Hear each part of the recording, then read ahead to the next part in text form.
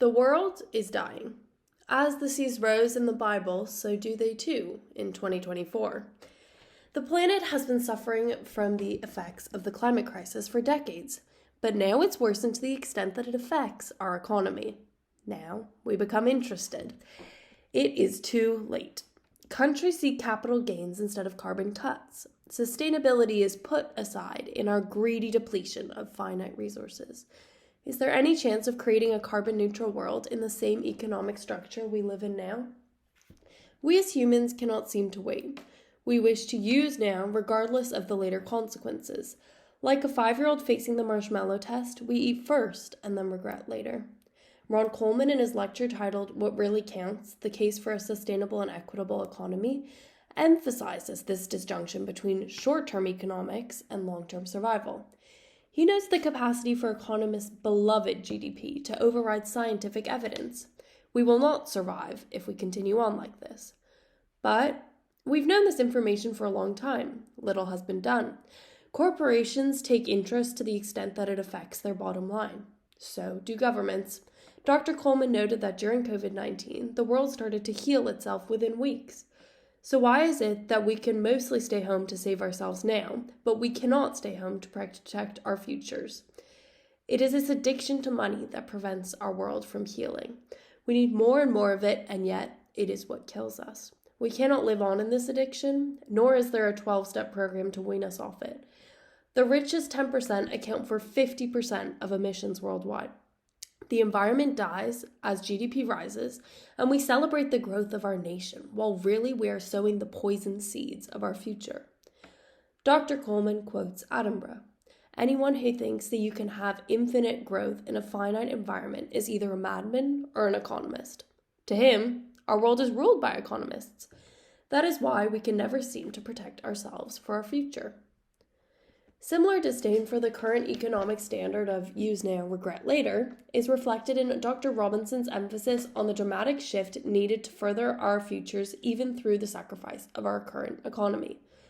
In her work, The Security Implications of Climate Change, Instability, Conflict, and Adaptation, Robinson argues it is the indirect threats that caused by the climate crisis that should be the most worrying to us. She noted that the Arab Spring, during the early 2010s, though not caused by the climate crisis, was worsened and propagated through environmental changes. We see these indirect threats in all spheres, including in war and conflicts felt both internally and internationally. Robinson equally emphasizes the effects of natural disasters on the infrastructure developed in port towns. She notes the importance, especially in cities such as Halifax, of preparedness for ongoing and worsening natural disasters.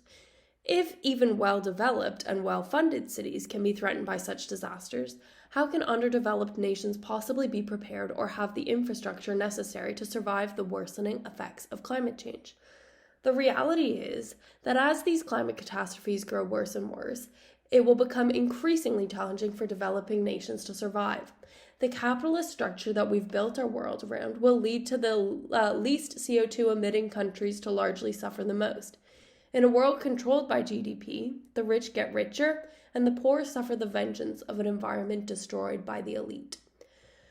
An issue beyond the indirect threats of climate change is the direct consequences global warming will have, especially on vulnerable populations. Droughts, food shortages, and stifling temperatures will only lead to further involuntary deaths of civilians, children, everybody.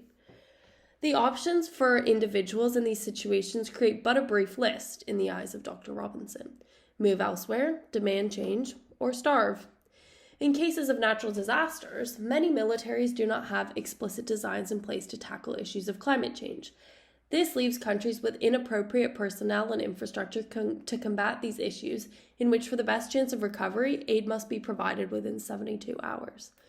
Thus, more thorough infrastructure must be designed, so that developing and developed nations alike have a structure to handle these crises. Because we have stuck our heads in the sand for so long, these crises will undoubtedly play a more and more prominent role in affecting the world stage. We must prepare for what we know and have known is coming. The reality is, we've had the information necessary to combat the climate crisis. What we have to do is not complicated. We just refuse to do it. We make agreements, we do not live up to them. False promises propagate lies, and citizens are left with no reason to trust a government that has failed them. In the words of Greta Thunberg, all you can talk about is money and fairy tales of eternal economic growth. It has taken a teenage girl to put the strength behind a fight for a climate who she has no role in destroying. The changes that need to be made are extreme, but they are relatively straightforward. Basic solutions where we give up the life that we are used to in an effort to protect ourselves and our community from a threat. We've tried this before, but this threat is different. This is an existential threat to humanity as we know it.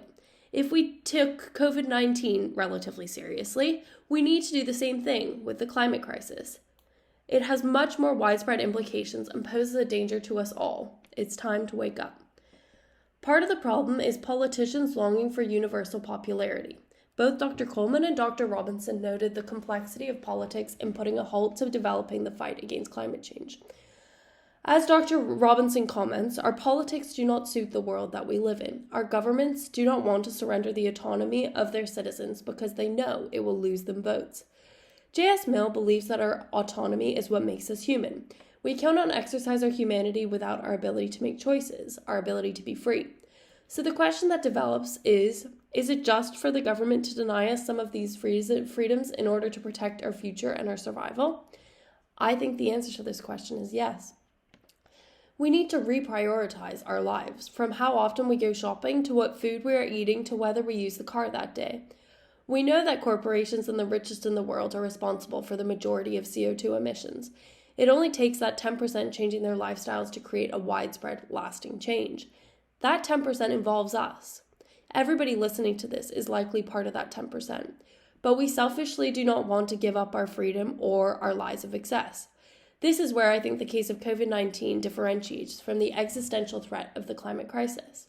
Throughout COVID, many individuals felt that this could happen to me. I could really die. Part of the problem with the climate crisis is that the people it will affect the most are younger people and those who are not born yet, as well as marginalized populations. To some extent, people in older generations, such as boomers and Gen X, do not feel that these issues will really affect them.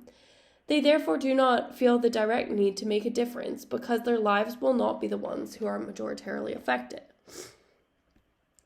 Elizabeth Kolbert's discussion with the students of Dalhousie provided similar insights to the aforementioned lectures, but from an interesting stance as a member of the media.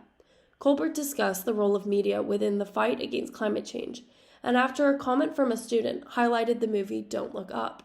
The star-studded movie, Kolbert mused, was interesting in that it provided a clear metaphor for the inevitability of the crisis. But it also was well viewed. This reflects that either people were so switched off that they did not understand the basis of the entire movie, which is only semi-likely, or that many people actually want to grapple with these issues of existential threat. The conversations are uncomfortable, and yet they're still worthwhile, as proven by the film setting a new record for the most amount of viewing hours in a single week period on Netflix. From a journalist's perspective, Kolbert's awareness of the powerful nature, both for good and bad, of the media was both captivating and alarming. Similarly to Dr. Robinson, she stressed the challenging balance between wanting to educate and not wanting to make listeners feel completely hopeless. Both speakers profess that in reality, we are now in a period where prevention is impossible. Thus, now is the time to mitigate and adapt to the consequences of the crisis. There is no hope for preventing a climate crisis, but there is hope in developing a more sustainable model for the future, where the effects of the crisis are mitigated and limited as much as possible. We return to my preliminary question. Is there any chance of creating a carbon-neutral world in the same economic structure that we live in now? To my mind, the speakers we have discussed would all provide the same answer. No. Balancing financial growth with environmental sustainability seem to be juxtaposing concepts, even on their most basic levels. But perhaps not all hope for Dr. Coleman's hated economists is lost.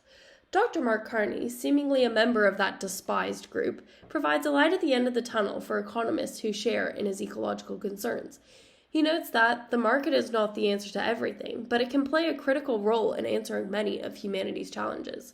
How then, Dr. Carney, could the market that has destroyed the planet be just the one to save it? Carney argues, We won't get to net zero without innovation, investment, and profit. Continued growth is not a fairy tale, it's a necessity. I disagree with Dr. Coleman. I think that his dreaded economists can create a marriage between profitability and environmental sustainability. I also believe they are the linchpin in any successful transition to a sustainable model from both an environmental and economic perspective. It is not about a destructuring of our economic system, but rather a restructuring in which we place value in the sustainable growth of our market within the environmental constraints that surround us. We must take value from and in the environment. As Dr. Carney puts it, we must hold value in our values rather than in economic value alone. Measures of GDP, as agreed on by both Dr. Coleman and Dr. Carney, lack any depth because they were created a century ago, when, as Dr. Carney puts it, the earth seems immortal and the social norms of the market felt immutable. As the Porter hypothesis suggests, where we put our money can influence and accelerate our movement to carbon neutrality. We therefore need to create a system where becoming more carbon neutral is more profitable for businesses beyond the current carbon tax. Businesses are driven by funds that citizens manage, and thus we have the power to demand change through the use of our finances. Dr. Burgle himself noted in his Ecological Modernization pre-lecture video that the idea that the environment can never be profitable is a construct of the type of industries and types of approaches we have taken since the Industrial Revolution. The power of investors can turn an existential risk to one of the greatest commercial opportunities of our time. So, perhaps, all is not lost.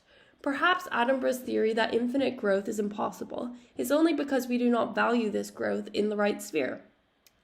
Climate change can force us into restructuring our economic values so that we are investing in goods not only of financial value, but that uphold our values in our aim for carbon neutrality.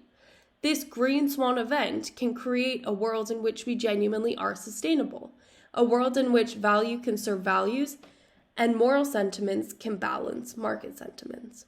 Thank you.